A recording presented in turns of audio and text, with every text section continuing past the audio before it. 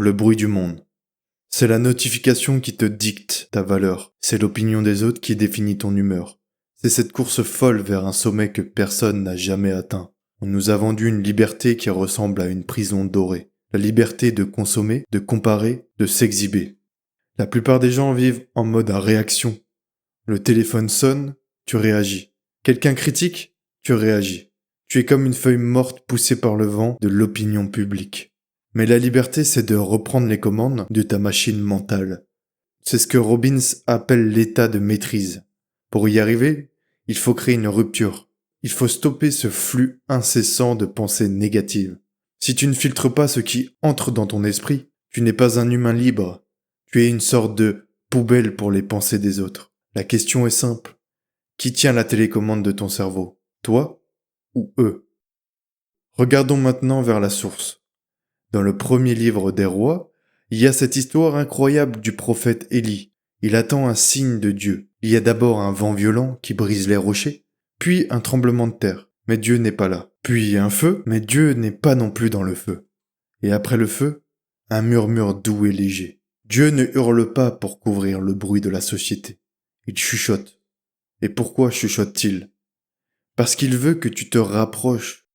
La lumière de Dieu n'est pas un projecteur de stade qui t'éblouit de force. C'est une petite lampe qui demande du silence pour être vue. Revenir aux sources, c'est comprendre que le bruit est une stratégie de l'ennemi pour t'empêcher d'entendre les instructions du Créateur. Si tu ne trouves pas le temps pour le silence, tu ne trouveras jamais ta direction.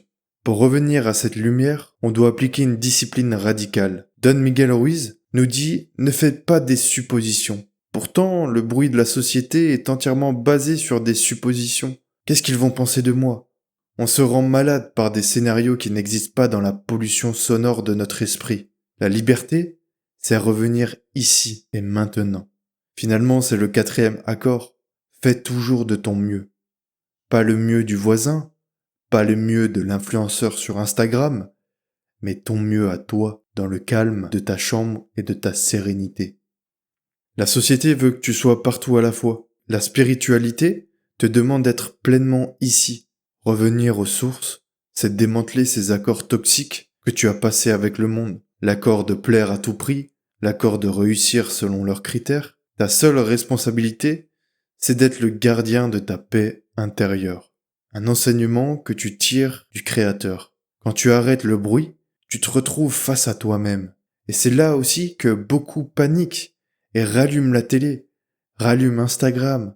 Ils veulent qu'on pense à leur place pour ne pas penser, car ils ont peur d'être avec eux-mêmes. On ne peut pas aimer quand on n'est pas concentré sur l'instant présent.